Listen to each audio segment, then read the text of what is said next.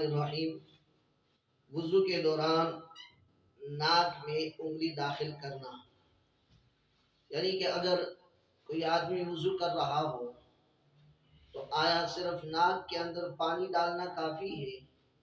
یا پھر اس کے ساتھ ناک میں انگلی بھی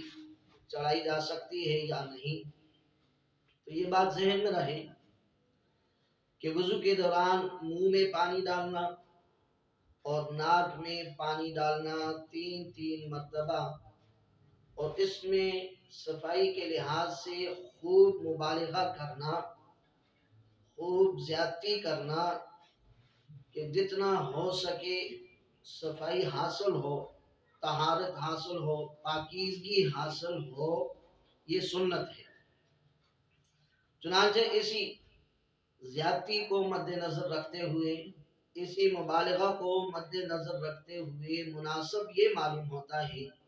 کہ پانی کے ساتھ ساتھ ناک میں انگلی بھی داخل کی جائے تاکہ خوب صفائی حاصل ہو، کیونکہ مقصود یہاں خوب صفائی حاصل کرنا ہے۔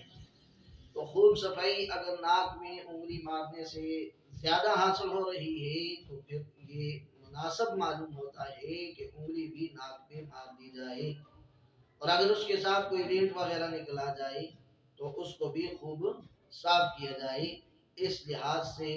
پانی کے ساتھ اگر صرف پانی ڈال دیا جائے منہ کے اندر بھی اور یا پھر ناک کے اندر بھی، یہ بھی کافی ہے، سنت ادا ہو جائے گی۔ لیکن اگر خوب زیادتی صفائی مقصود ہو پھر انگلی بھی ڈال سکتے ہیں۔ اللہ تعالیٰ توفیق عمل نصیب۔